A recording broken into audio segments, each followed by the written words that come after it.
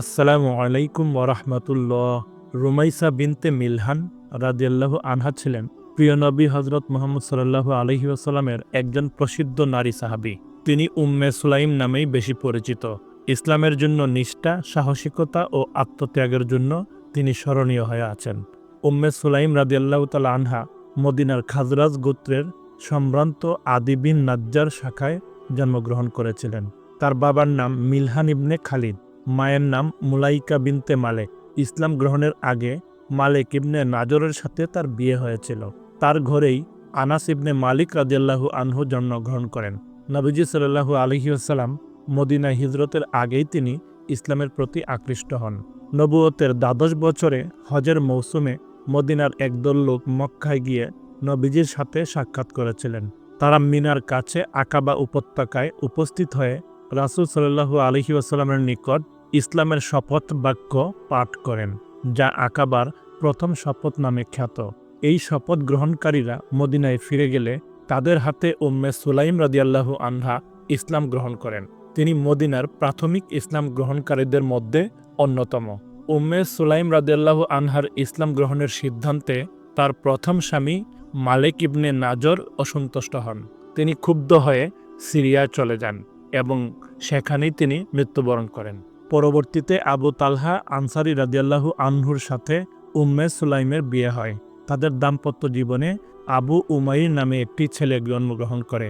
এই শিশুটি শৈশবেই মৃত্যুবরণ করে। পরবর্তীতে তাদের ঘরে আরেক ছেলে আবদুল্লাহ জন্মগ্রহণ করে। উম্মে সুলাইম রাদিয়াল্লাহু আনহা ছিলেন দায়িত্বশীল মা, স্ত্রী এবং অত্যন্ত অতিথিপরায়ণ মানুষ। তিনি মানুষকে খাওয়াতে ভালোবাসতেন। মাঝে মাঝেই তিনি নবীজি সাল্লাল্লাহু আলাইহি ওয়াসাল্লাম ও তার পরিবারের জন্য খাবার পাঠাতেন। যুদ্ধে তার সাহসিকতাও ছিল উল্লেখযোগ্য।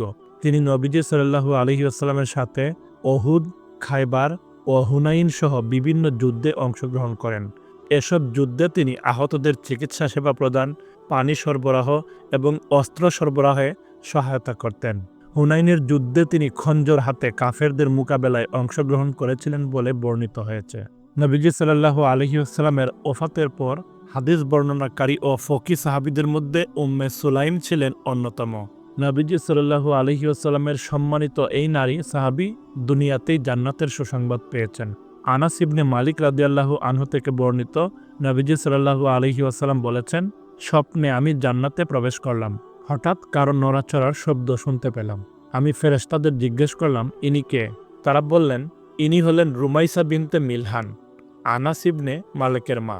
সহি মুসলিম, হাদিস নম্বর 2456। হযরত জাবের রাদিয়াল্লাহু আনহু থেকে বর্ণিত, নবীজি সাল্লাল্লাহু আলাইহি ওয়াসাল্লাম ইরশাদ করেছেন, আমি স্বপ্নে দেখলাম জান্নাতে প্রবেশ করেছি। হঠাৎ দেখি আমার সামনে আবু তালহার স্ত্রী রুমাইসা। সহি বুখারী, হাদিস নম্বর 3679।